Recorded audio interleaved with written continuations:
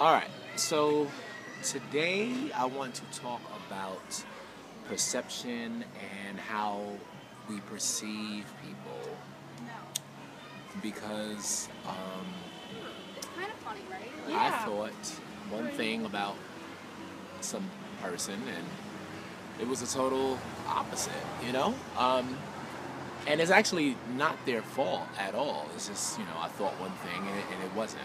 And so at the end of the day, egg was on my face, not the person. So let's just get right to it. Basically, I have been a fan of real people, like real people who talk about shit and entertain me. And so I don't watch television anymore because I'm not a fan of those type of people. I don't enjoy watching stars per se. What I do enjoy is watching real people turn nothing into something and talking about something that is just extremely interesting or making a topic that's not interesting, right? One of those people I became a fan of, not a super fan, just, a fan, was the Skorpion show. I am amazed at what these two gentlemen have done and what they have done from literally the basement of their apartment, and now they're freaking rubbing elbows with Tamar Braxton and Mariah Carey and Nick Cannon and whoever else they're Lady Gaga, Beyonce's publicist. It's absolutely amazing to me that this could happen, to pretty much two nobodies. I mean, like, not in a bad way, but nobody knew who you were before you started talking about what you talk about, which is absolutely amazing. Anywho, so I became a fan, and I'm a 3-year fan. I know they've been doing it for 6 years, but I'm a 3-year fan. So I've been watching these guys and being entertained and just loving it and just being lovely, sitting home and enjoying food and watching these two guys go in on everything that is black and not black. And it was just like awesome. So, Kevin is the one who seems to be more jolly, but shady, but jolly. And he'll cut you, but he'll cut you in more of a ratchet, ghetto, loud way, right? So but jolly. So you think one thing about him. And then Mikkel is the more bougie one. Like, he's bougie, but he cuts you deep because what he cuts you with is truth and shade. And that shit hurts, but it's funny as fuck. But when you are watching the both of them, you really think Mikkel is the shadier one. He's not the loudest, but you think he's the shadier one, and you think he also has attitude, right? So you think he's like going to be a person that when you say hello, he's going to be like, bitch, please, I don't know you. And so that's the perception that you get from watching the videos. And then, Kevin, you just think it's going to be, yes, bitch, that's my girl, yes. And you think you're going to have a great time with Kevin. Okay, so they had the open invitation. I think they've done 3 years in a row of having the Skorpion barbecue. I didn't come to the first one, but I saw it as a fan. They put it up on YouTube. It looked fun. Ratchetastic. That's my new word. It looked ratchetastic. But it looked fun. I'm from New York City, so I'm bougetto. Very bougie and ghetto. But I know when to put those on, because, we got to get our coins up here. So you can't be ghetto all the time, and you can't be bougie all the time. You can't rub people the wrong way. But in Philadelphia, is a total different environment, needless to say. But at the end of the day, it's ratchet and fantastic, so I call it ratchetastic, and it's very refreshing. If you don't have any hang-ups about that, you're going to have a good time. So, all right, so I'll go up to Philadelphia, and I'm on the, I took the China bus to Philadelphia. Round trip, $18. Boom. That's what it's about. All right, round trip, $18. Chinaman know how to do it. So I was like, you know what? I'm gonna go to Philadelphia. They had the address. That's all you really need nowadays: address and GPS. So I went on the China bus, got up there, hour and 45 minutes. It was butter. Slept the whole time. Then I got dropped off at Center City. The Scorpion show gave directions, so it was just easy to find the train or the bus, excuse me, that went to his house. Like, that's amazing. He gave directions to pretty much his neighborhood where he lives. Like, that's to strangers. That's hot. That's just fucking hot. Like, do your thing, Kevin.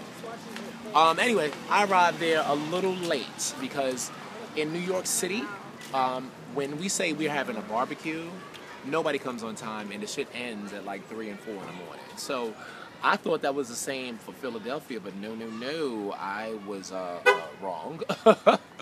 When shit is closed, it's done. When it's done, it's done. I think it was done around like 6, 7. I believe I came at like 5:30, maybe 6. Thinking that's when it was just about to get started.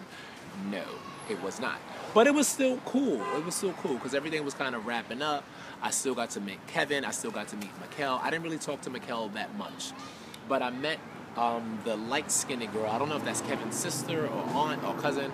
She looks like Beyonce's sister. The girl is bad. Like, she looks fucking good.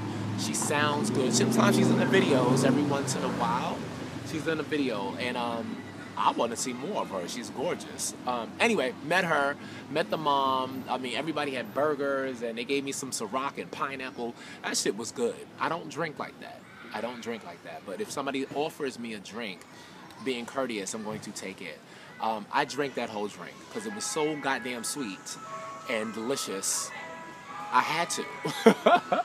And it wasn't Kevin's mom who gave me the drink. It was a black woman, heavy set, a lot of hair. But she was really sweet. And I told her I came on the China bus. She was like, oh, here, baby. Here's a drink for you. I took it, and it was good. It was good. The next drink I got was just cranberry juice. And so, but it was good. And I appreciated it. I enjoyed it. I believe I took a picture with Kevin. But at this point of the game, I think we all know Kevin likes to drink, right? And so, but not just drink, not have a sip, cute white woman TT. He likes to drink, not drink, drank. And so he was drunk by the time I got there. It was actually in the middle of the street, kind of like wandering. And you know, in New York, you in the middle, we just think you a hot fucking mess. But it's different in Philadelphia. Like, I guess they know him, and I guess that's what they're used to, seeing someone who organized a very big barbecue drunk in the street. So I didn't get that part. That's when the bougie came out. I was like, really? Couldn't be me. But because I'm such a fan, I'm just thinking this is jolly Kevin. Whatever he wanted to do, I accepted it. You know what I mean? I'm at his barbecue, not the other way around. So at the end of the day, you know, I ignored what I saw. I didn't really like what I saw, but I ignored it, and I just kept it going, right? And then all of a sudden, he invites everyone to have an outing with him to a gay club downtown in Center City. I don't do clubs. I'm a grown man. I don't maybe not look like it, but I'm grown. I'm also a teacher. Grown man. So I don't really do crowds like that. I don't really do clubs. I don't do lounges. And I specifically don't do gay clubs. Not that I have anything against them, but I've also been there, done that, wrote the book. I'm the author. So I don't try to go to gay clubs, but because this is one of my, not idols. Ugh. I'm a fan of this person. I'm going to go, right? Because I don't discriminate against nobody. So at the end of the day, I go to the club. I have a good time. The music was whack. They was playing shit from like the early 2000s and fucking the 90s and shit. And we're from New York. We hear shit early, and we get sick of shit early. So at the end of the day, I was like, I just ignored it. I got a free drink, and I guess it was a VIP area that I didn't really care about too much. But I went outside, and I was kind of just outside at this little lounge part of the club. And it was cool. It was cool. I was talking to people. People was drunk. People was like tipsy. And so I just went with the flow, talking. I was already over the club, but I was with a friend who was also from New York City. And we were going to leave together. The next bus wasn't really going to leave until like 8 o'clock. 5 o'clock in the morning, 6 o'clock, some shit like that. But we were stuck at the club until we had to go. But Kevin lost his... I don't think Mikkel came that night. If he did, I didn't see him. But Kevin lost his phone, and he kind of like had me in an area that he was kind of like, where's my phone? I lost my phone. I need my phone. He was just out of it, you know what I mean? But I was like, all right, Kevin, you know, don't worry about it. We'll find your phone. I'm gonna help you look for your phone, you know? And I helped him look for his phone. I found his phone. I gave him his phone. You know, I wasn't expecting anything. I was just happy to give this person who I've seen on YouTube his phone. Like, and I did it, so it was cool. You know, usually that's something that people remember, but not Kevin. Anyway, I told him how much I'm inspired by him and his work, you know, and how it inspired me to do more like he has done, and in New York City. You know, I don't live in Philly, so I want to take what he did to the next level to New York City, and I'm just extremely inspired by your show, and I just kind of poured out everything. Almost cried. Lies. Cried. Just a little bit, because I was really overwhelmed with inspiration. And, you know, he's big to me.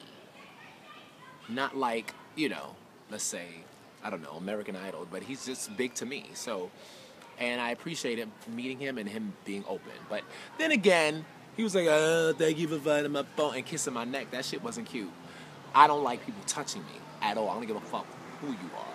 But I let it go because of the fact that he drunk. I'm a fan. Happy to be there. Boom. So overall, this was last year's actually barbecue, by the way. This is last year. This is 2014. So the barbecue last year was 2013. Just to clear it up. So 2013 barbecue was okay. You know, it was okay. Ratchetastic. There you go.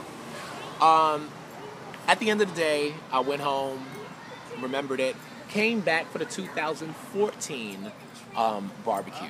And the 2014 barbecue was a little different, you know. I came on time. I came a little earlier because I didn't want to miss anything, right? I wanted to see Kevin. I wanted to see Mikkel. I wanted to see, what is his name? With the beard and the hair. I wanted to see every fucking body. His name is Paul, Justin, Dennis. There you go.